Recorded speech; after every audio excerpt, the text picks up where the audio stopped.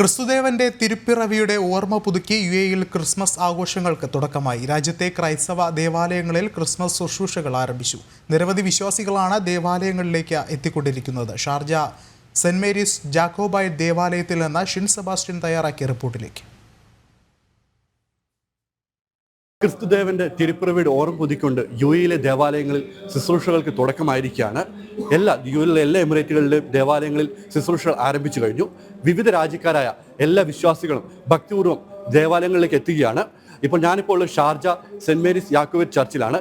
ഇവിടെ ശുശ്രൂഷകൾക്ക് തുടക്കമായി കഴിഞ്ഞു. വൈകുന്നേരത്തോടെ ശുശ്രൂഷകൾ തുടക്കമായി കഴിഞ്ഞു. തീജാല ശുശ്രൂഷ, കരോൾ, കുർബാന എല്ലാം അടക്കമുള്ള കാര്യങ്ങൾ ഇവിടെ നടക്കുകയാണ്.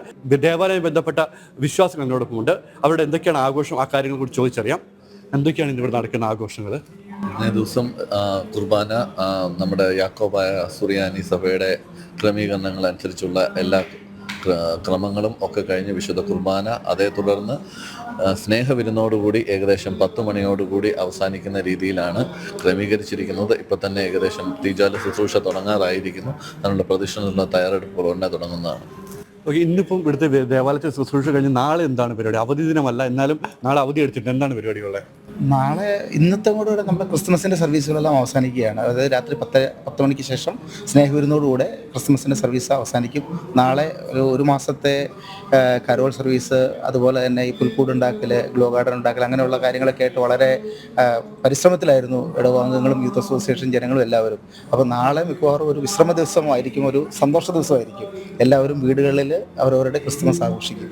നാട്ടിലെ പോലെ തന്നെ ഈ പ്രവാസ ലോകത്തും ക്രിസ്മസ് ആഘോഷിക്കാൻ പറ്റുന്നുണ്ടോ? തീർച്ചയായിട്ടും. എന്തൊക്കെയാണ് ഇവിടുത്തെ ആഘോഷങ്ങൾ? ആഘോഷം എന്ന് പറഞ്ഞു കഴിഞ്ഞാൽ നമ്മൾ സാധാരണഗതിക്ക് ഇവിടെ ഞങ്ങൾ കരോളിൻ്റെ പരിപാടികളെല്ലാം കഴിഞ്ഞു. ഇനിയിപ്പം നാളെ നല്ല മൃഷ്ടാന്ത ആഹാരമൊക്കെ കഴിച്ച് സന്തോഷത്തോടെ വീട്ടിലിരിക്കുക.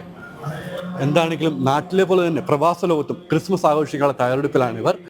ദുബായിൽ നിന്ന് രഞ്ജിത്ത് പുലാശ്ശേരിക്കൊപ്പം ഷിൻ സെബാസ്റ്റ്യൻ, ജനം.